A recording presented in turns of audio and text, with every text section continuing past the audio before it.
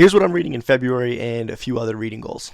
I am currently reading The Prince of Tides by Pat Conroy. I'm about halfway through this. This is a 700 pager, and I am loving this so far. This is so far up my alley. I love, literary fiction of family dramas and family sagas and how families and relationships endure and change and all sorts of things like that stuff is right up my alley. So I am loving this. This is basically about a man named Tom Wingo, who is a man from South Carolina, and he is basically recounting his entire childhood to his twin sister's therapist. His twin sister has had, I guess, a manic episode and is currently hospitalized, and so he is talking to her therapist as a means of kind of giving her context. And so he is basically going through his entire life story and how messed up his childhood was.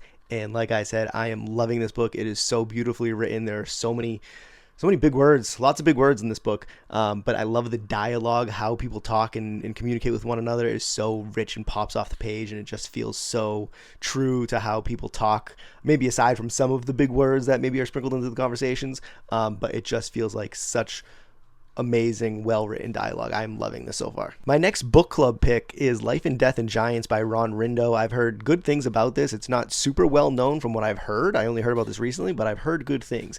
And so this is my book club pick. It is a in-person book club at A Great Notion in Auburn. That is going to be on March 4th, so I will be reading this month. If you want to join, all you have to do is purchase the book, and then you can come the day of, and we just talk about the book. It's a good time. I have to be done for the beginning of March, so I will read this in February. I also think I'm going to start Normal People by Sally Rooney in the near future. I don't know. I've heard this book is kind of depressing and sad in many ways, so I don't know if I'm going to get my depressing, sad wires crossed across plots if I'm reading multiple depressing and sad things at the same time.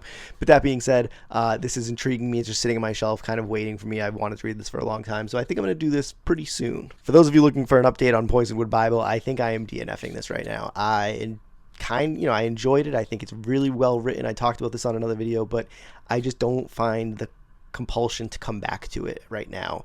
And I have so many other things that I'm reading and want to read that I think this is going to be cast aside for right now. So all of you that love this book, I'm so sorry. And lastly, I want to read Comanche Moon by April 19th. I said to my wife the other day, I'm going to read this by our dog's 4th birthday, and that is April 19th. So it is now on the record. This is obviously a big boy, but for those of you who have read Lonesome Dove, you know it reads pretty quickly, as does the rest of the series. So I don't think it'll take super long, but I am excited to do this. I have to do it. I've been waiting, kind of hesitating because I don't want to finish the series. I don't want it to be over, but I really want to read this. So April 19th, this will be done.